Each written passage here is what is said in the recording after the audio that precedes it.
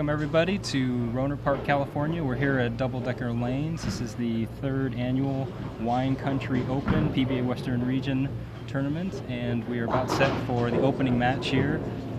The 5th qualifier, Jason Taylor. You might recognize him from last year. He was also in the top 5 against local favorite here, Jeff Francos. He was the number 4 qualifier. I'm Darren Wong here. Alongside with me is Jim Mershaw, PBA champion, and we're ready for the action to get underway.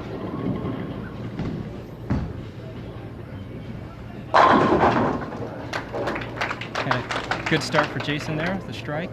We're on lanes 27, 28. Interestingly, Jim, and in fact you bowled the finals here, that this pair was not used throughout the day, so this is actually a fresh condition. Yeah, that first shot that Jason threw was probably about 15 boards right of where he threw his final game. He really had to go in the last game to make the show. He ended up shooting 258 the final game to go from 10th place to 5th place. And our first shot from Jeff Francos is also perfect, and so they're even through 1 here. Yeah, you mentioned Jason. He was buried in the tournament with about 4 games to go, and he put on a big closing charge. I think he probably shot over 200 over scratch, so averaging over 250 just to climb into the top 5 that last game. Jeff was also in the. It was really quite a tight position round to make the show. Jeff was in, I believe, it was 8th place. He shot 257 to climb up into the 4th position. A little high, leaves the 4-pin.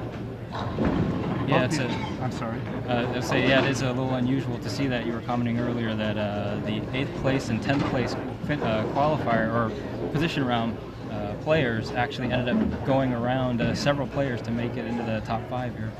It was very, very tight going into the position round, and whoever shot the big game and won the match was going to make it.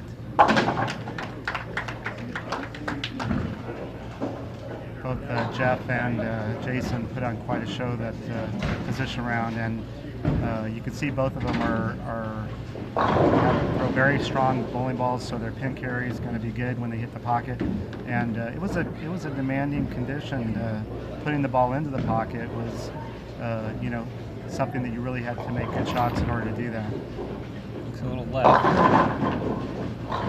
Jason goes high and leaves the 6-pin. This fresh oil pattern is going to make it to where their shots are going to have to be a little bit more accurate than they were the last few games of the finals portion of the tournament. Jason switches balls as most PBA players do. As most players do, to switch balls and go to a ball that goes straighter, but he pulled up left there and missed the spare, so a big opening early for Jeff. This is the first time I've seen Jason bowl, but if I could say something to him, I would say, hey, take a little more time at those spare shots. Sometimes the pros, they leave a spare and they take it for granted, but I think you really do, especially in this situation, want to take your time and make sure you can make those single pin spares. Unaffected, he comes back with a strike in the left lane. Of course, when you throw a powerful strike ball, you can just put things together. Yeah, interesting you mentioned that. Last year's defending champion, Mike Tountis, actually, his big downfall in a lot of respects throughout the tournament was spare shooting, but ultimately he ended up leading the tournament and winning, so I guess he proved that, at least for that week, spare shooting wasn't the most important thing. See Jeff on the right lane. Very fortunate there. That was a very common lead, especially early on in the tournament on the fresh oil pattern. You see a lot of 2-10 combinations, but Jeff fortunately kicked out the 10-pin, leaving just a simple 2-4 spare here.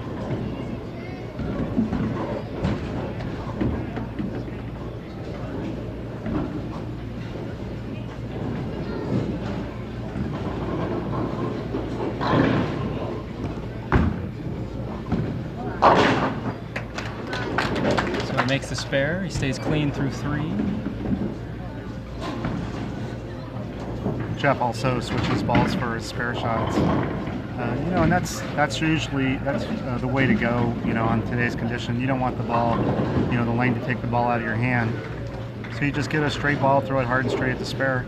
But you just can't take it for granted. You got to make the shot still, especially here.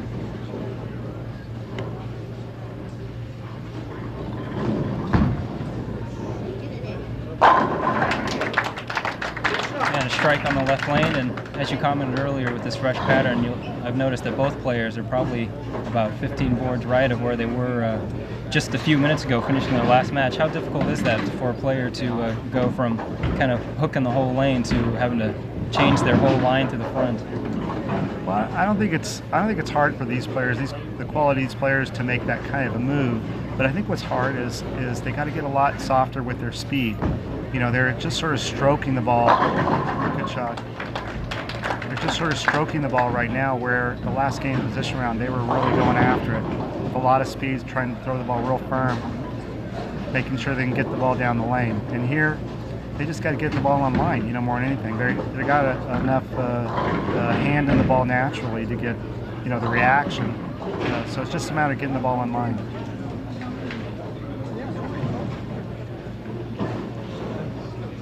Jason up on the left lane here with a chance for a three-bagger and to actually take a lead back in this match. Ooh. Wow. He got that ball well right off his hand. It didn't look like he was going to make it. And good break to get back to the pocket, bad break to leave an 8-10. Well, I guarantee you when he let go of that ball, he was thinking he probably was going to miss the head pin. And when it got to the pocket, he probably thought, well, that's pretty good. But then the 8-10 split was a very bad, very unfortunate break for him. Yeah, kind of the whole gamut of emotions in about 2 seconds going down the lane. That's right. Well, another big opportunity here for Jeff. He's yet to throw a double in the match, but he stayed clean, and that's given him an early advantage. Let's see if he can put it together with a double here. Jeff has won 2 regional titles. In fact, he is one of the rarities. Normally when guests come out to bowl and non-members, their first tournament, they struggle, but he won his first tournament ever bowl in the PBA tournament condition, and so he's gained a lot of confidence early. And as you mentioned, the speed control is very critical here, especially early on. It looks like Jeff's having a little tough time gearing down a little bit. That and they practice on this pair for about 10 or 15 minutes, and the oil's going to move down the lane, so they're going to be moving around a little bit here in the beginning. I think this first match is going to be more about who doesn't make the mistakes rather than who makes the greatest shots, although that's important. Jeff on the left lane. Jeff's a fairly local guy from around here. He's from San Francisco. His occupation during the week is a day trader, so apparently risk-taking is not an issue for him.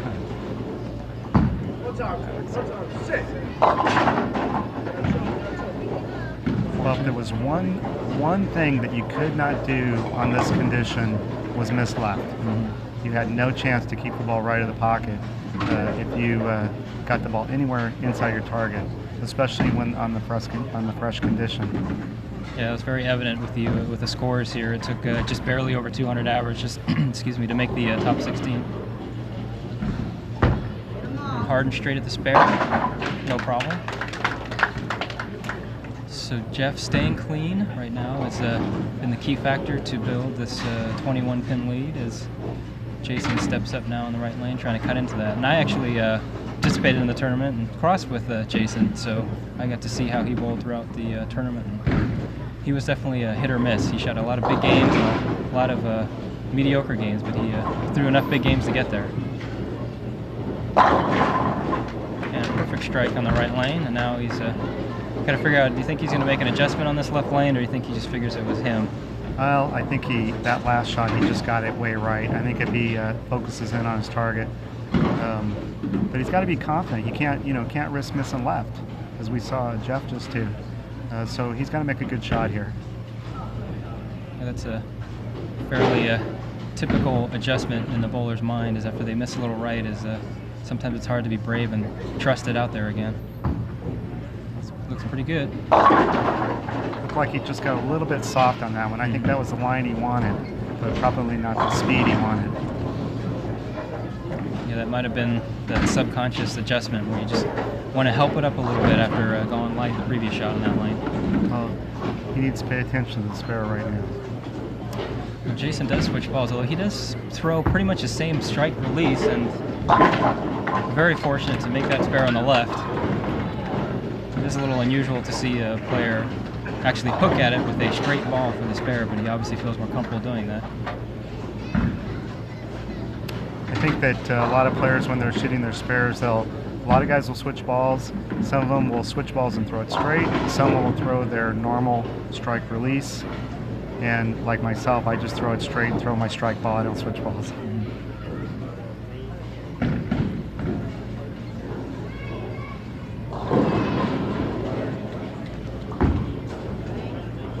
Shot. That one is dead flush as he strikes on the right lane, and again looking for the first double for Jeff in this match. He still holds a fairly comfortable lead here, but on this pattern anything can happen. This is the shot he wants right now. He knows he just sort of stayed a little bit ahead the whole match, and right now if he can put this shot in play and get a strike, then he'll really be putting the pressure on Jason.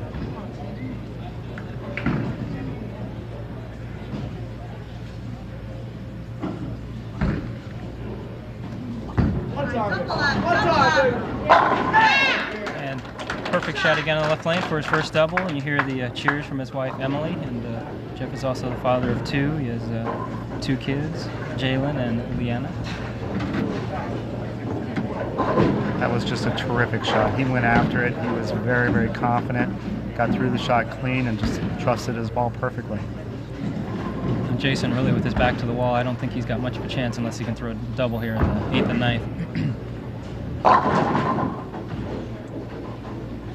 Goes high, leaves the 6 pin, and as you can tell, he's a little frustrated with his performance right now. He kind of feels the match slipping away.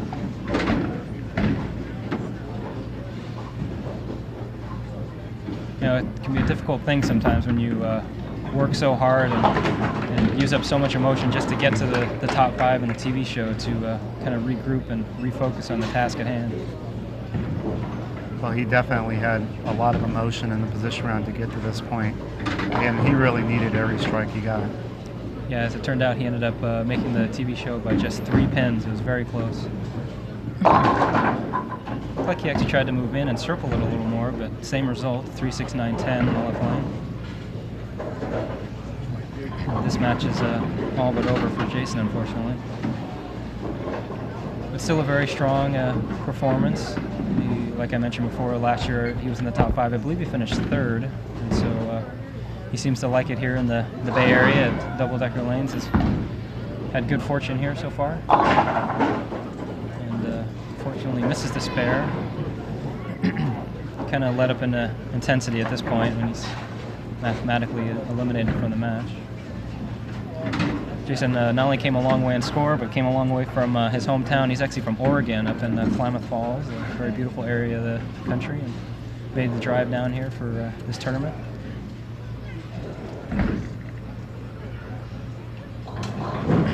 Jeff, do you think he'll use these last couple of frames to try to find something, or is his ball reaction pretty good? Well, I think he's just going to finish out the match now.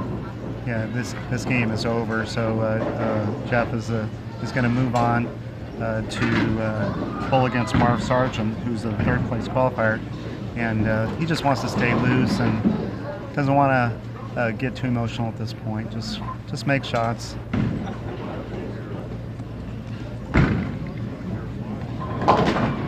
Kind of brings up an interesting point. The PBA has experimented and ultimately settled on different formats here, and so we've used different formats where we have some elimination type matches throughout the match play portion. Here we went back to more of the old style format with 16 games of full round robin match play, and so in those matches, and I haven't had a chance to participate in them, but when you are in a single elimination match, would you use these frames to really experiment with stuff? It looks like he is. When you've got a match in hand and actually try and throw extra strike balls just to see what else is out there on the lane. Well, you know, that's the big difference between the style of match play the PBA is using now, because they're bowling best of 5 or best of 7 or best of 3 matches, and you can lose a match by a lot of pins, but if you can move around, get lined up, maybe you can find something and then come back to win the match and move on. Where in the round robin match play, you know, every pin counts a lot more. Interestingly, Jeff shooting the 8-pin there reminded me when he was in his position around there in the 9th frame. He had that big game going. He left a solid 8 and then barely made it. And as it turned out, it was just enough to help him get in. He just barely knocked over the 8-pin. Almost looked like he was going to miss it to the left. It was a big gasp among his family who was watching. So with a strike here, he'll shoot 203 and close out his first match. Looks like he's gone back to the same ball as he was throwing throughout the match, but moved in a little more and leaves a 10-pin. So 202 finish for Jeff, as he will now take on reigning bowl of the year, Marv Sargent. Jason will finish out strong here. Looks like Jason's going to do a little experimenting as well. Even though he's not advancing, he's going to move way in. And this is how he played the lanes most of the week when he scored well. You know, he had a decision to make here pretty quickly about how he wanted to play the lanes, and I think he chose to try to go up the lane, feeling that was his best chance to strike. But it never really fails, you know, when you're out of the match. You can strike just about from anywhere. Yeah.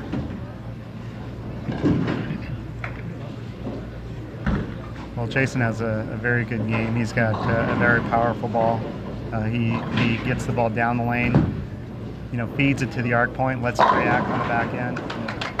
I think he can play probably just about anywhere. Yeah. Like I mentioned, I crossed with him, and I was very impressed. Specifically with his release, his hand is perfect for today's lane conditions.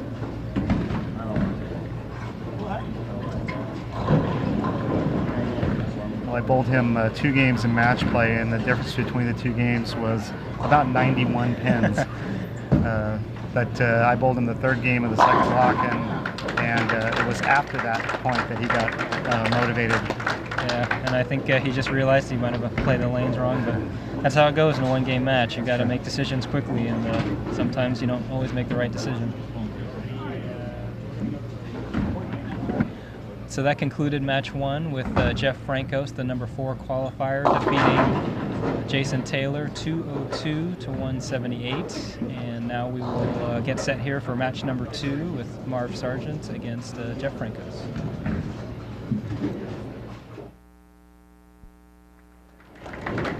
Okay, we're back here at Double Decker Lanes in Rhonert Park, California, and we're about to see number 3 qualifier, reigning Western Region Player of the Year, Marv Sargent, take on the number 4 qualifier, Jeff Francos.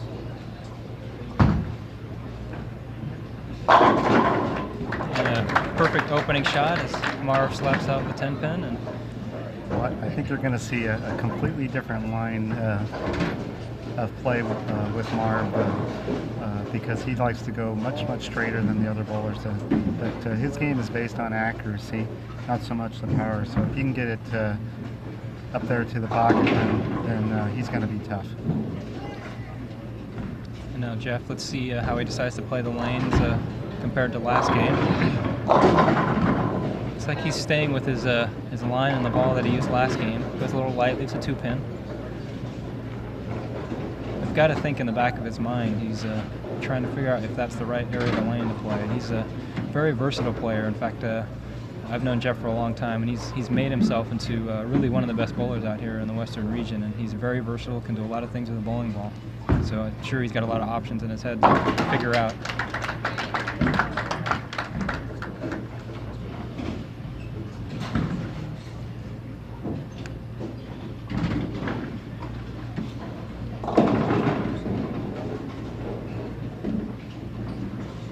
Stepping up here on the left lane, working on a spare.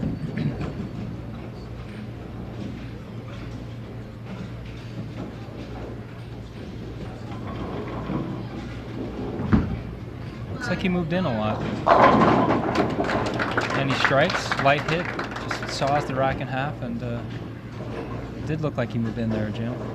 Yes, he did, and it's going to be quite a contrast, you know, because Jeff is a power player, and Marv is just going to kind of rope it up there. But I think that it's just, you know, going to be interesting to see, you know, if the accuracy is going to overcome the power. Speaking of the power, just not quite enough to get the messenger to take out the 10. But well, yeah, given the past, especially the past year's performance of Marv, he's proven that accuracy can definitely win and be competitive out here and be one of the best, or if not the best player. Well, Marv's, you know, he's going to leave some 10 pins, and he knows it. You know, he's expecting that to happen. So he'll just throw it out there, pick it up, and move on to the next frame. His game is to put 10 shots in the 1-3 pocket, you know, and see if he can get a string of strikes together. And you would have a very close knowledge of Marv, as you two travel together a lot to these tournaments, so yeah, I'm sure you know his game very well. We've been doubles partners for about 20 years, so.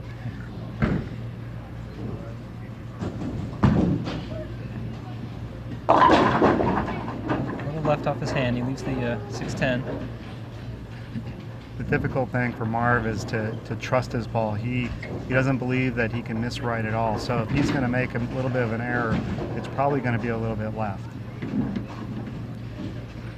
And since accuracy is his forte, he's a very good spare shooter. So he does switch balls and probably doesn't change his release a whole lot to shoot the spare.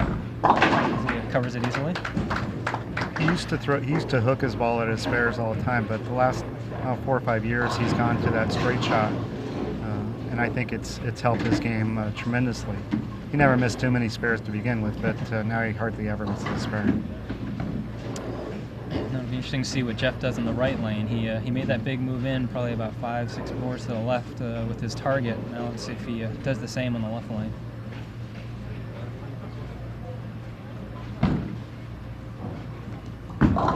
Yeah, looks like he did. And he trips the 9 out. Jeff can be a very emotional player, especially when he gets a big string going, and with the family here rooting him on, he's kind of feeding off the energy. Well, he made a really good decision to move in, because he can just let his power, you know, his ball reaction, take that ball to the pocket. He just has to feed it out there.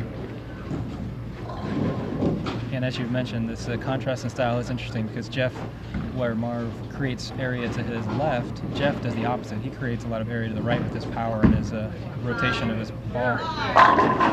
And he throws that one dead flush, and I think he's starting to feel he's got a good ball reaction here, so Marv's going to have to get it going pretty quick. I think Jeff, once he starts striking, you know, he gets more into it, and it helps him to get that ball where he wants it to go, and he just feeds on his own emotion. Yeah, it's not only contrast in style, but it is contrast in emotion. Marv is very, you know, calm and same level emotional approach to each shot. You can see there's a little fist pump there, so the strike, but you won't see Marv slapping off too many shots or running them out. We'll see if that happens at the end of this match. Marv's a very intense person. He doesn't show it too much on the outside, but his desire inside is very, very strong. I think this is if there can be a critical shot this early in a match, I think this is a big one, just to remind Jeff that he's in this match, and a big double here to keep the pressure on. And perfect. He liked that off his hand. You could tell by the way he threw it. I think Marv realized that Jeff was getting more emotional and getting into it, and he wanted to let Jeff know that he's going to be right there with him, that he can't just run away from him. And that's a big thing in match play. You know, it's there is no defense in bowling, but there's definitely ebbs and flow of emotion and momentum. And Jeff is definitely no stranger to that. As I see, he's been a very successful amateur player prior to coming here. In fact, he won a $10,000 sweeper at the High Roller early in his career. Oh, and a very tough break, 4-9, and that again kind of shows the difference between the big power player and the straighter up the lane player. And Jeff's ball cuts through there and leaves the 4-9. Well, that was a common occurrence this week because just a minuscule miss to the left will make that ball go high. And the splits were just impossible to pick up. So, but Jeff did pick up a couple of splits in match play. And this is a critical moment for a split for him.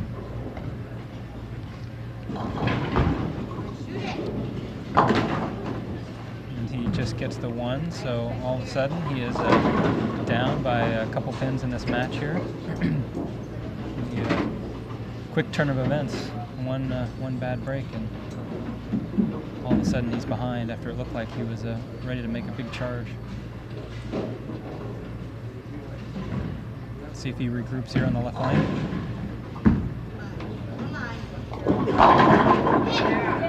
And he carries the messenger. As a big power player, he gets that hit a lot. In fact, I saw him get a couple of those even in the last match to keep his string going. Well, that's a tribute to Jeff's confidence after leaving a split, kind of getting a bad break. Just goes right out and wheels it out there. Sends that head pin to the wall and off the wall all the way to cover the 10. Now Marv with a chance to increase his lead here on the right lane. That looks a little left. And he leaves the 6-10, staying out of trouble. Does Marv typically watch his opponents when they're bowling? And does that type of ball reaction and pin action intimidate him at all? Well, I don't think he's intimidated because he's got so much experience, but he absolutely keeps track of the score. He knows the numbers. We call him the stat man because wow. Very unfortunate break there, and unusual. Misses a spare, chops the 6 off the 10, and gives the open right back to Jeff, and now he's back to trailing in the match. So definitely flip-flopping, teeter-totting of the lead here.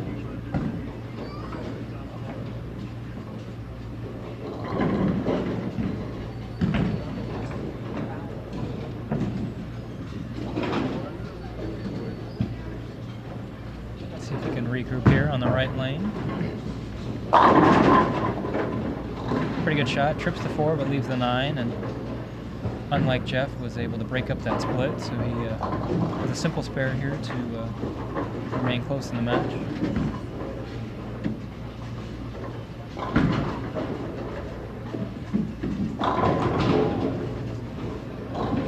See, Marv is also married, has a family, has actually 5 children, so a big family man.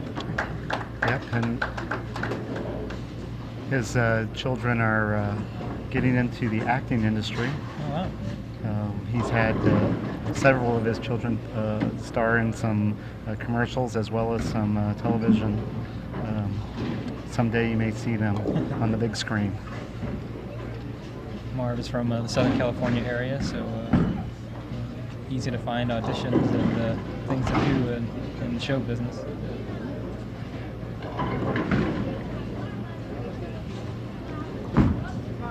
Now Jeff on the right lane as he saws the rack.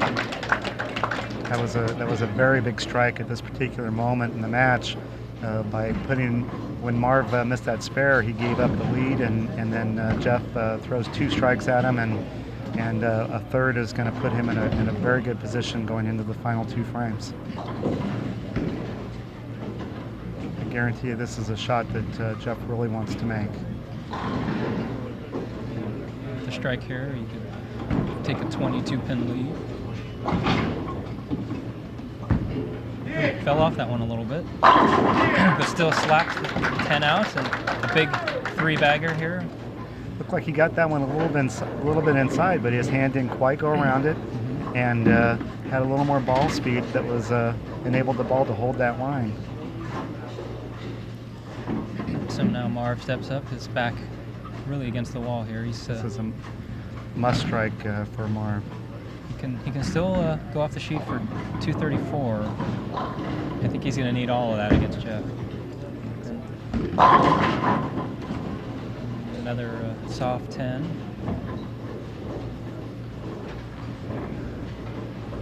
That's the shot he wanted to make. You know, Marv's game is to put the ball in the pocket and see what happens. So that was a very good shot for him, even though it didn't carry the 10.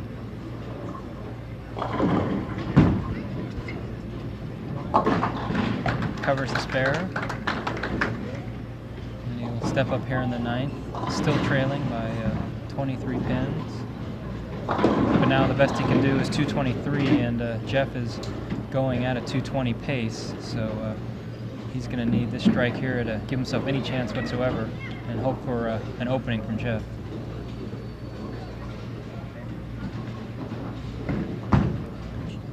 A little right. Leaves the 2-8. Marv was mentioning before the match that on this fresh condition he felt he had a little bit of an advantage, and that they were getting to the point where he started to do most of his good scoring during the tournament, but hasn't quite seemed to gotten comfortable with his ball reaction.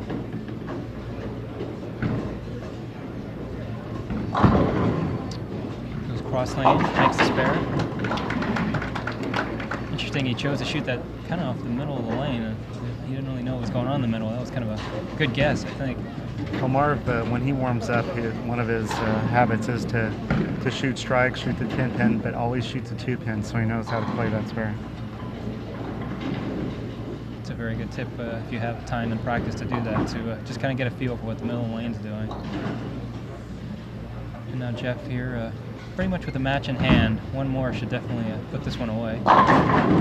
Or he could leave a swishing 7-10 and give a little glimmer of hope to Marv.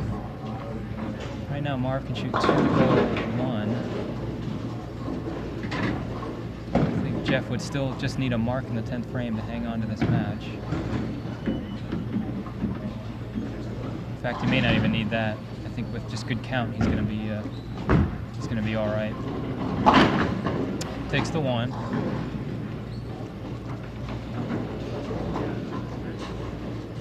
Yep, he's going to need a spare. If he gets 9, 9 out, he would shoot 2-0-1, and Marv could actually strike out to tie. So still needs a mark here. And in this condition, mark isn't necessarily a given. So. No.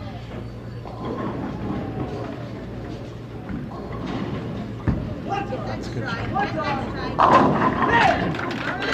Not a problem for Jeff as he goes to the probably highest percentage shot for him, the little wall shot, and carries out the strike. Locks up the match. I think he's found an angle that he's starting to like by moving in. I think he feels a little more comfortable playing inside, especially on a difficult condition, because he can stay a little. Oh, it looks like he's yeah, going to try to do something a little different here. He's moved way to the right. He's going to try to go up the gutter a little bit. And I think that might be the shot he needed to prove to himself that was not the area to be. I don't think we'll be seeing that shot again. Marv was asking him why he didn't try that earlier. He's a 1-2-4-8 here. As we were talking about earlier in that match play, when you have your opponent shut out, you have an opportunity when the pins aren't cumulative and carrying over to experiment a little bit. So he took an opportunity to see what was out there. He threw another strike shot there, kind of in between, and did get at what would have been in the pocket. He shoots 212 to advance past Marv, and he will meet PBA Hall of Famer and multiple national tour titles, Wayne Webb, who looks like he's dressed for success today.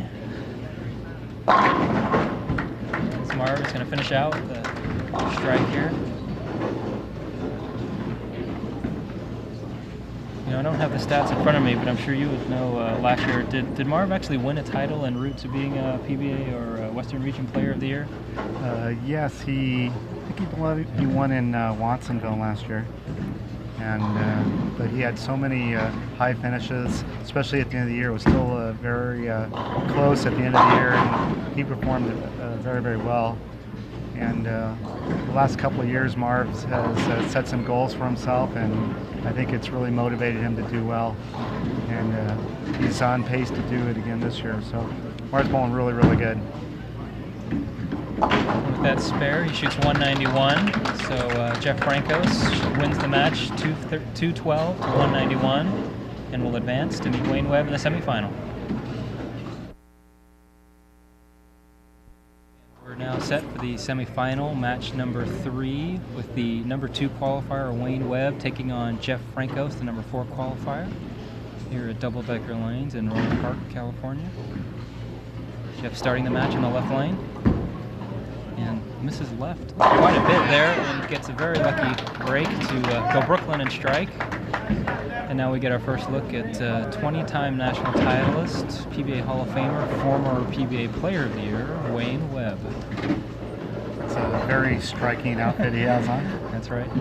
No pun intended. He leaves the 4-pin out of the gate, and yeah, back in the 80s, Wayne was known as the Green Machine because he liked to wear green on TV, and he always won all the money. So looks like he's changing his color scheme here in the new century. Well, Webb has always been one of the most talented bowlers to ever bowl on the national PBA tour, and although he doesn't compete as much as he used to, he still has all that talent. It's very, very evident in how well he can make a shot time after time. Now he steps up in the left lane and takes a little 6-step approach and throws a dead flush.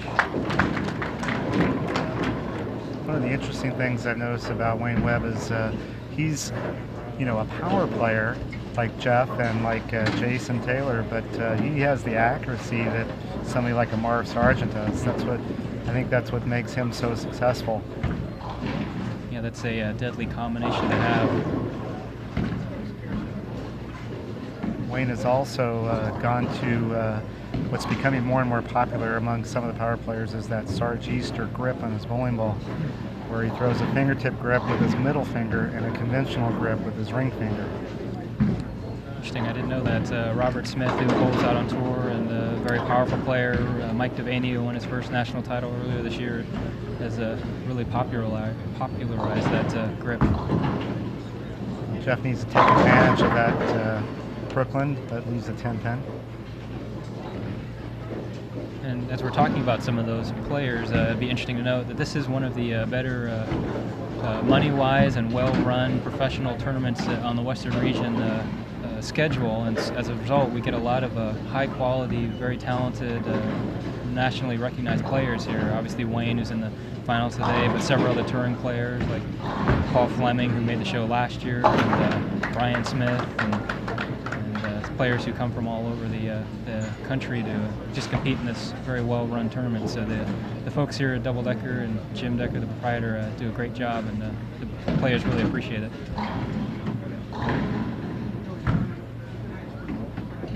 Looks like they're having a little trouble with the scores there. I think they got off a little bit from the start of the match, so trying to correct that as we continue with the action here. Jeff up in the left lane working on a spare.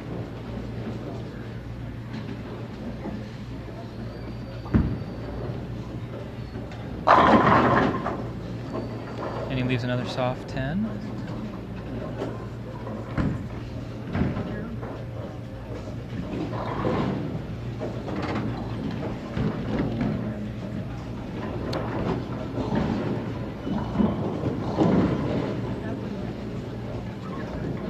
Interesting here, a little bit of a distraction for the players as they're trying to focus on their match, but at the same time they're trying to figure out how the scoring units got a little bit off kilter.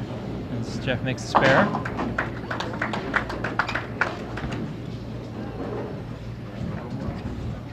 So right now Jeff has gone strikes 9 spare, 9 spare, and Wayne has gone 9 spare strike. And Jim Decker is actually attempting to fix the scoring here as we take a quick break.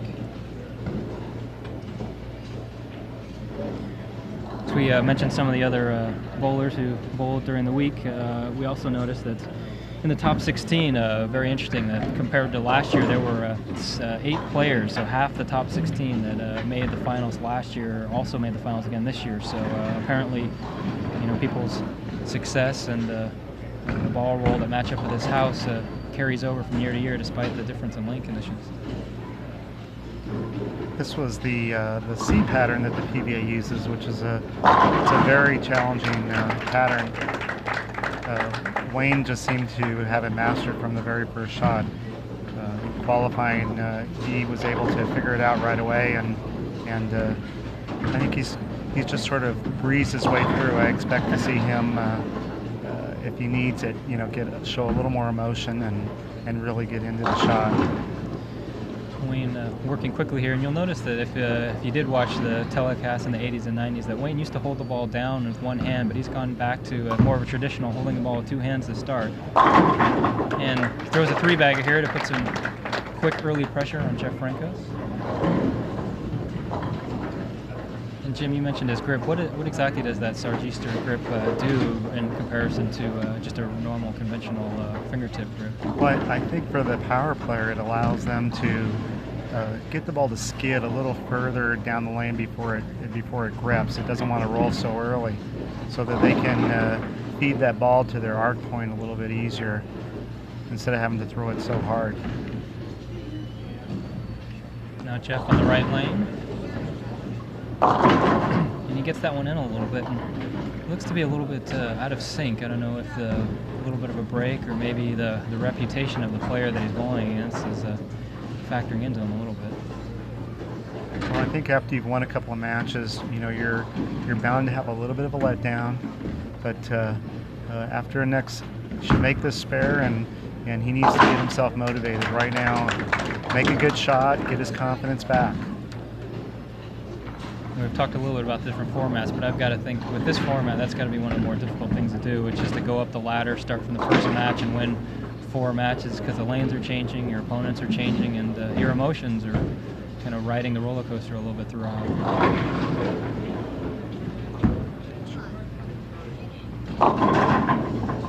And that ball got right and did not get around the corner, so he leaves the 2-4-10, and very quickly, as you mentioned, that momentum that he kind of had from the first 2 matches has come to a screeching halt.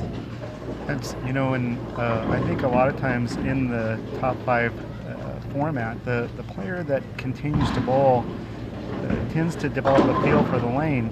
However, it seems obvious that Jeff has lost a little bit of his emotion. Oh yeah, big spare conversion there.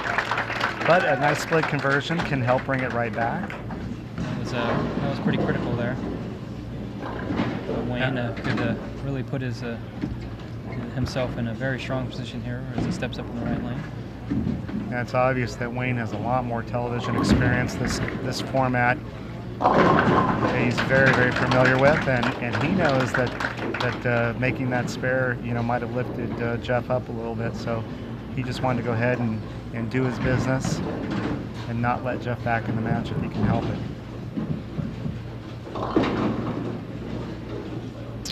Steps up here working on a 4-bagger again very quickly. Wayne doesn't take much time, just gets his ball and gets right up there. He can take a commanding lead here if he can make this a 5-bagger. Oh, and a big break as he trips the 4-pin. Looked like he set that one just a little bit short, might have got it a little bit inside his target, but Wayne, he projects that ball to an arc point, and so sometimes, he'll get it in, but it'll still push down the lane for him. But he did get a good break there. Yeah, and you mentioned how he kind of coasted in some respects with this tournament, and that was pretty evident, even though he slowed down a little bit at the end, that both he and our tournament leader, Curtis Woods, pretty much ran away from the field in the match play portion, so they must have had a little better reaction than everyone else. Jeff strikes there, pretty much a must strike. In fact, I'm guessing the last 4 frames here are all must strikes. Well, he needs to throw 3 or 4 in a row just to get even, and he doesn't have a lot of frames to do it. So this is every shot from this point forward is a critical shot for Jeff. And Jeff does have 2 regional titles. The one that he won as a guest, and he won also after he joined. I believe it was last year. So he's no stranger to winning regional titles, but never against a Hall of Famer, I don't think. Oh, man, just a terrible break there with the swish and 7-pin. Well, it's obvious Jeff has a lot of talent, and I'm sure he's going to win his fair share of regional events.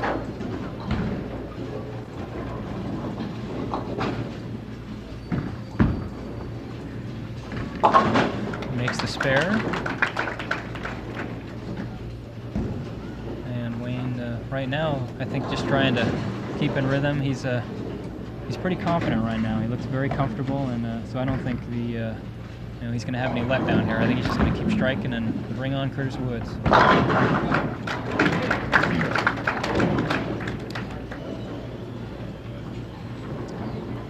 That's the thing that is so obvious about Wayne Webb's game, is that he can just make that ball go to that same point down the lane. He controls his break point. And, on a difficult condition, that's probably the most critical thing that you can do. Yeah. Sometimes hitting your target at the arrows is important, but it's more important to get that ball to arc at the same place. He goes high again and trips the 4-6 this time in the left lane, so I'm not sure if that lane is changing a little bit or maybe just a little let down, a little softer speed, but we'll see if he makes an adjustment when he gets back on that lane. So this match is pretty much out of reach for Jeff. Wayne's on his way to shooting a 290 possibly, and at the best that Jeff can do right now is a 230, so he's just going to finish out this string. He'll still pick up a nice paycheck here. Pick up $1,200 for the weekend, finishing third, but I'm sure not quite what he was hoping for. Well, coming from the fifth position or fourth position in his case is always a challenge. And he bowled a really, really good tournament and an awesome game of the position round to make it to the top 5 to give him an opportunity to win this tournament.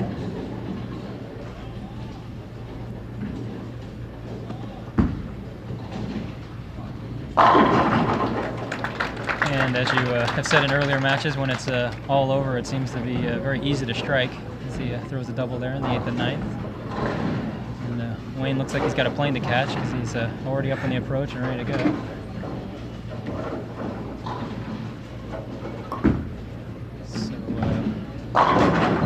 Wayne leaves a soft 10. Had a string of 7 strikes before that. He'll step up here quickly and make a spare. As the other players, he switches to a ball that goes straighter, goes rather harder and straight at the spare. Like he's done it a million times. For a guy who has 20 national titles and is in the Hall of Fame, is it difficult, do you think, for him to get up for and be motivated to bowl a regional tournament? He's been at such a pinnacle in his career, sometimes I wonder what the motivation level is. Well, I think that, bowlers who love to bowl, love to bowl. And I'm sure Wayne is just as motivated in this tournament as he would be if he were bowling for a $50,000 first place on the PBA National Tour. But he's very businesslike in all that he does. And that's one of the things that's made him, the great star that he is, because he doesn't show a lot of emotion. He just does what he needs to do. Yeah, I think that's probably true with all great athletes in their sports. Their motivation comes from the competition and pushing themselves to be the best that they can be. And it doesn't matter if it's a $2 side game with a buddy or a $50,000 tournament champions win. It's all about competing.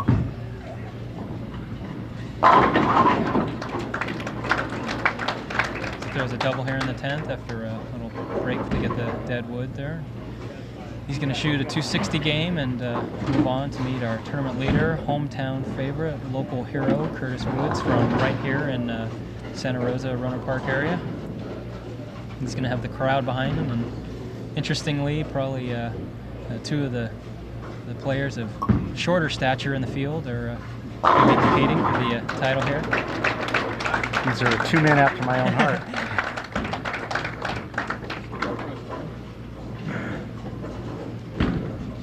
So Wayne shoots 269 here in the semifinal match number 3, to advance on against our tournament leader, Curtis Woods. Jeff Franco's finishing out. There's another 10 pin. And with the spare, he's going to be in the 2-0s, but be not enough to advance. But still, as you mentioned, a good week and a good weekend for Jeff.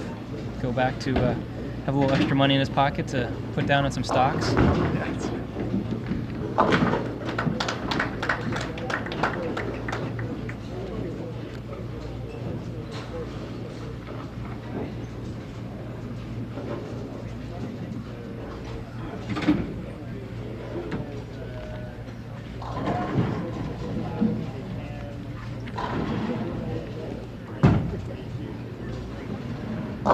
And Jeff finishes out with a strike to shoot 203. And so Wayne Webb advances 269 to 203 to the title match against Curtis Wood.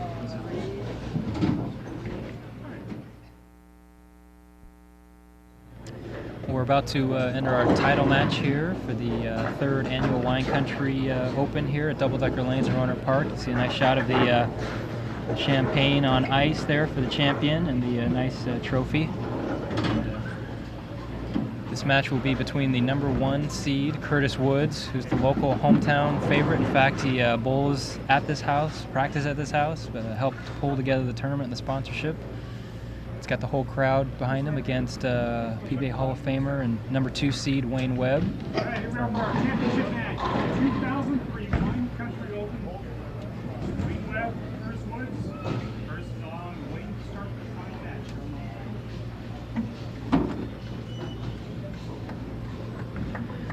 We're about to get the match to begin. Looks like Curtis has chosen for Wayne to start, which means Wayne's going to finish on the right lane.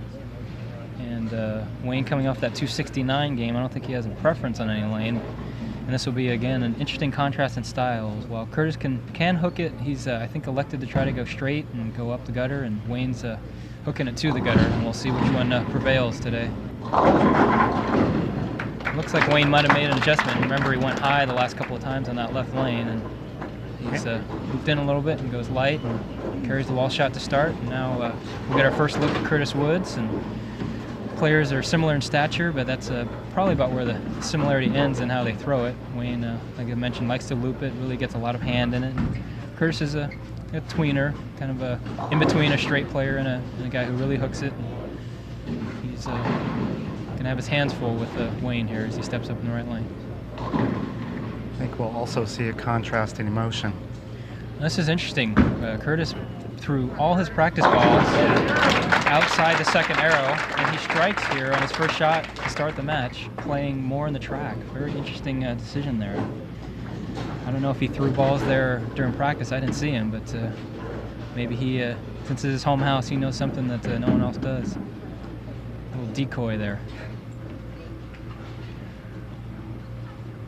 And Curtis, a newlywed, actually just got married. His wife Jill is in the audience here, rooting him on.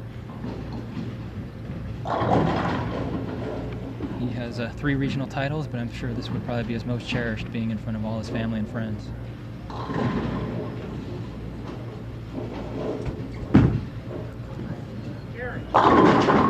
And he trips out the 9-pin, leaves the 4. Pretty good start. Looked like that one got a little left, but it had a little hold there, so he's might have a little room to play as he now steps up, shoot the 4-pin. Well, it's important for Curtis just to keep the ball in play. You know, he needs to make sure that he doesn't let Wayne run away from the way he did against Jeff. Make sure he makes his spares. Keep the ball in play. Looks like we're going to have a little dead wood again. And I'm sure if we see the match close at the end, we're really going to see a lot of emotion from Curtis, and we might even see some from Wayne Webb. I saw him give a little fist pump after that first strike.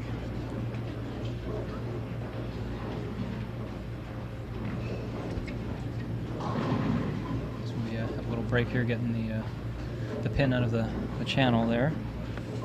Curtis has, as I mentioned, 3 regional titles, and he's bowled out on tour. He's been bowling on tour for the last couple of years, and hasn't probably had the success that he had hoped for, but still keeps working at it, and has had a very successful run here in the region. So,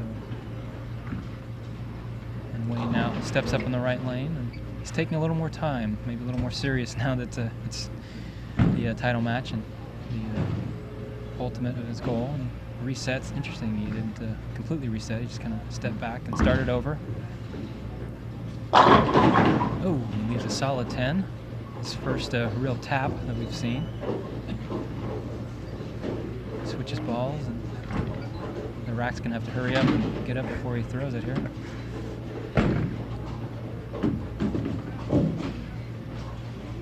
find a lot of players using different gamesmanship strategies.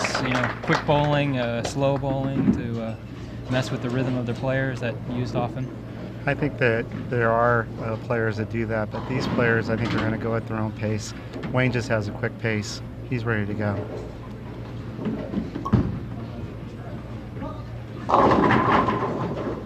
He went light his first shot on that lane, and again here even a little lighter, leaving the 2-pin.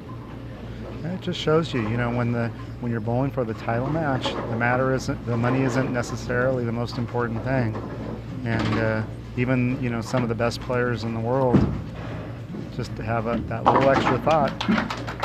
He makes the spare.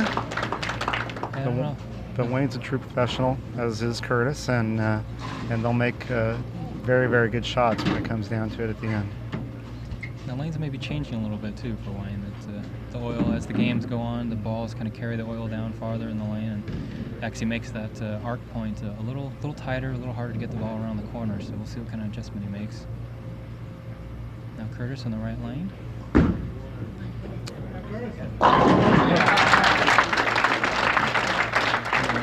He kicks out the 10-pin, so he's got a strike on the right, and a quick double here might be all that he would need to just kind of get some momentum going. Well, it's obvious Curtis had a great shot this week, and as he led the tournament throughout most of the finals. So he's bowling good. He has confidence. He just has to keep doing what he did earlier today, and he'll give Wayne all he can handle. And Curtis is also one of the jokesters on a tour. He's always having a good time making jokes, and his goal for today is to win the title so his wife doesn't kick him out of the house. So the newlywed knows what he's got to do. And some emotion there as he runs it out and gives a little hand slap at Wayne, and so he's off to a quick 11-pin lead here, and now we'll see how Wayne responds.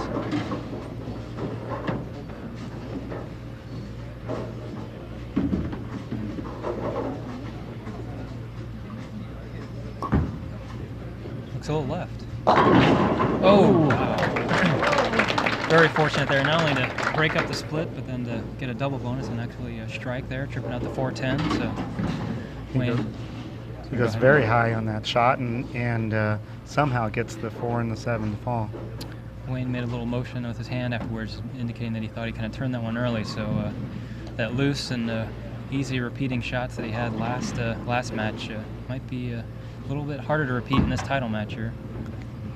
And he kicks out the 10 and 7, so a double, and a little emotion there from Wayne as he hits the double right back at Curtis. That's what you'll see from the true professionals. They'll get a good break and they'll come right back, make a good shot, take advantage of that break. As I mentioned, Curtis, who's bowled out on tour, so he's no stranger to bowling against tour caliber players, and he actually has had quite a few match play appearances, so I don't think he's going to be intimidated here. But there's got to be quite a bit of pressure with all the expectations of everyone here in the crowd hoping and rooting for him. Oh, didn't look like he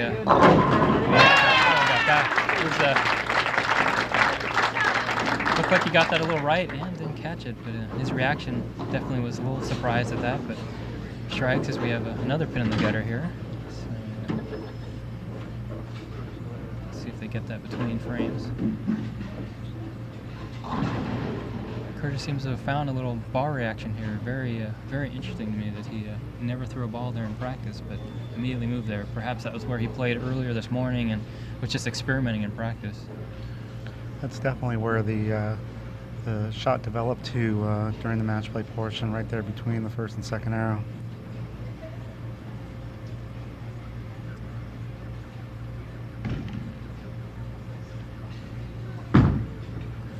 And he didn't like that one off his hand. He knew it was a little left. He heard him ask for the ball to lay off, but it's hooked high, leaves a 3-6-10. So he's going to switch balls to shoot the spare. Curtis, who actually has just recently become a sales rep for both Columbia and Storm, has all Columbia equipment here, so he switches to the Columbia plastic ball to shoot the spare.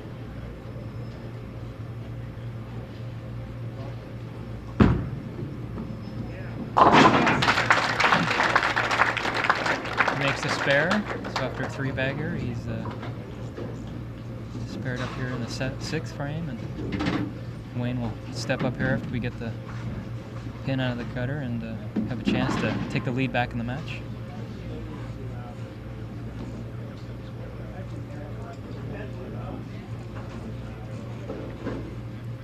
Keeping Mr. Decker very busy this afternoon. That's right.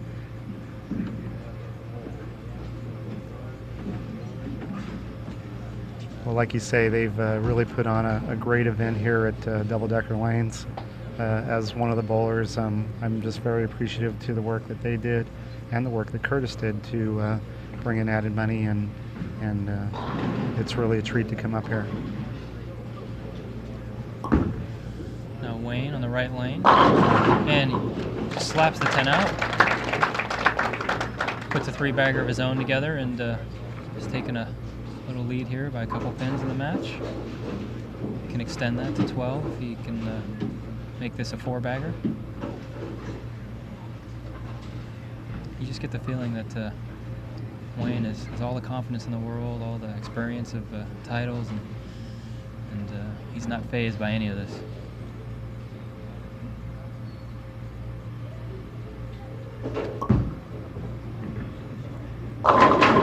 And saws the rack in half, and a little fist pump for Curtis there, as he's now made that a 5-bagger and taken a 12-pin lead in this match. Well, as Curtis gets to bowl in the 7th frame, this is, even though he's not out of the match, this is a critical point. This is I wouldn't say a must-strike shot, but it's a very, very important shot to stay close to Wayne at this point. And he gets it right, and this time it does not get up. He leaves the bucket, and that's a big, tough spare, a lot of count loss. That's a... And this is what happens, you know, in title situation. You can see the difference in experience between these two bowlers. At that point, he needs a strike and doesn't quite get it all with his fingers, and leaves the bucket. See if he goes straight at this or shoots it. I believe he normally goes straight at these, even the double woods, and he makes it perfectly.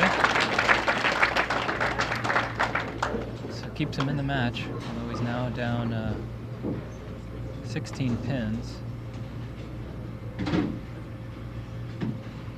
Curtis is, I've also known Curtis for quite a long time, bowling together in juniors, and he's always had a lot of heart, a lot of just moxie, just never out of it, just never say die. So I expect him to put a little charge on here, but he's running out of frames.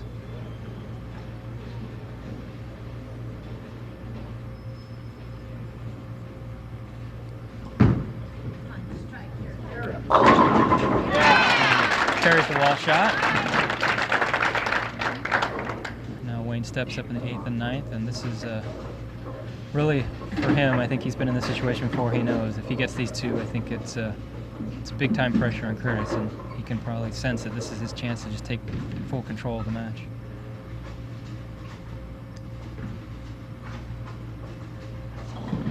Taking a little extra time. Again, he takes that kind of quick baby step for a 6-step delivery. And he saws him up, but leaves the 10-pin, and that's just the break that Curtis needs to stay in the match. With the spare here, he'll still maintain a 15-pin lead, but has a glimmer of hope for Curtis, and he makes the spare. So right now Wayne can shoot 248, I believe, and Curtis still has room for 243, so it's anyone's ball game right now. Wayne in the 9th here, setting up the foundation 9th frame. Be critical here. If he doesn't strike, Curtis could actually get up and shut him out.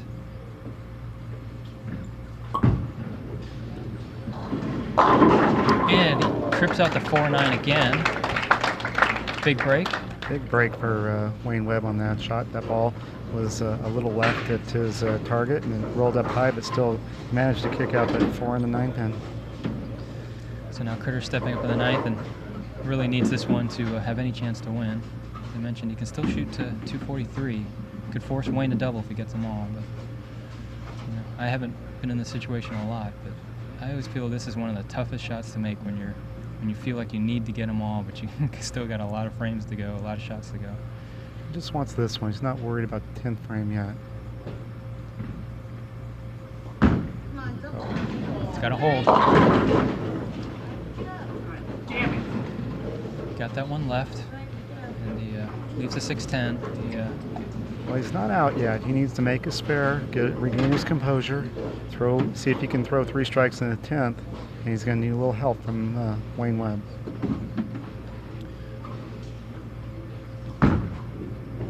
He makes a spare.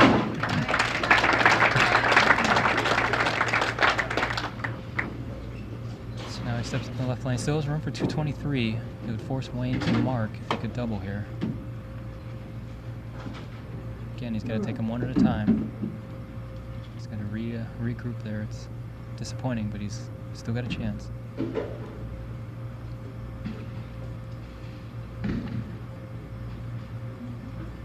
like he's still thinking about that last shot a little bit. That was a good shot. Leaves the 6-pin. He did what he wanted to do. He threw that ball, got good roll on it, just got a little bit left to target. Got a good break by not leaving the split. It's really in some respects, a disadvantage for the tournament leader. You know, it's kind of a crapshoot. You come out here for one game, and you haven't bowled on the pair much for, you know, at least a half an hour to an hour, and it's hard to really know what the lanes are doing. As he shoots the 6-pin and makes it, he's gonna be in the 2 teens here, but Wayne has already got that with good count.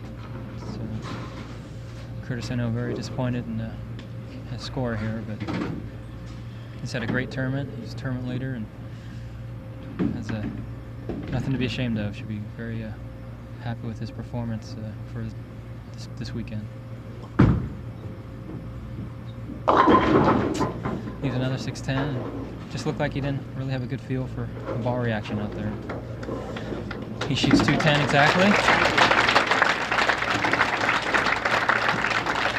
And a nice round of applause from the hometown crowd. But Wayne has got this all but locked up. I think he probably needs just a few pins here on the first ball. Probably just to make sure he stays behind the foul line, keep the ball in the lane. He'll be your Wine Country PBA Open champion here. This will be Wayne's 10th regional title to go along with 20 national titles. He strikes there. Yep, nice round numbers.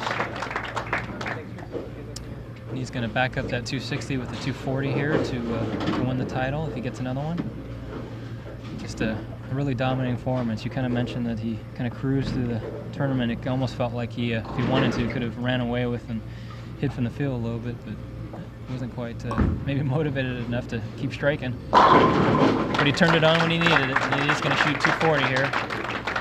It's a very impressive performance from a very impressive and player, PBA Hall of Famer.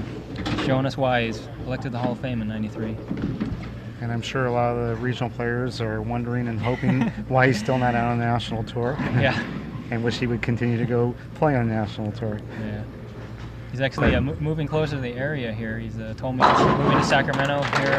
He's currently in Las Vegas, but he'll be moving to California, and a handshake for Curtis. So Wayne Webb. A nice hand for both of the finalists. What a great show this weekend.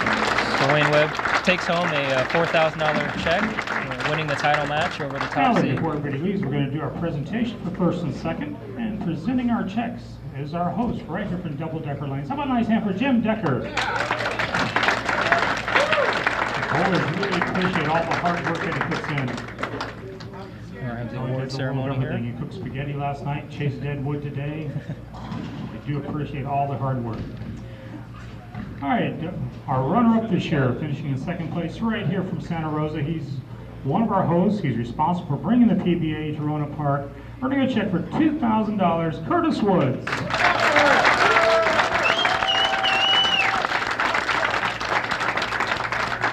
Great bowl this weekend, Curtis. It's hard to bowl in your own event and still be competitive in the title match. A lot of distractions, so you will be wonderful this week. And now for our champion. He's moving to Sacramento within the next couple months. He has 20 national titles. He now has 10 regional titles. He's in the PBA Hall of Fame. He was a former PBA Player of the Year, earning a check for $4,000. That's over Wayne Webb.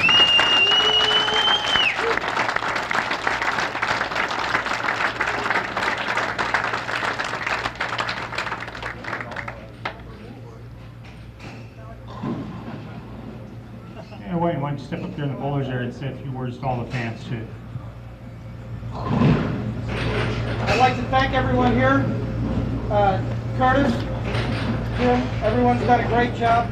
I've only been coming here for a couple of years, and this is one of the premier tournaments in the regional division. This is great. You do a great job. Keep it up. Thank you.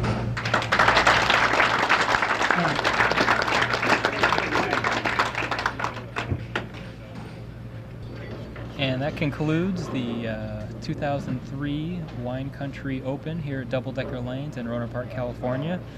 Once again, Wayne Webb, the former PBA Player of the Year and PBA Hall of Famer, takes home the $4,000 first place check and trophy, defeating Curtis Woods, the local hometown favorite here, 248 to 210.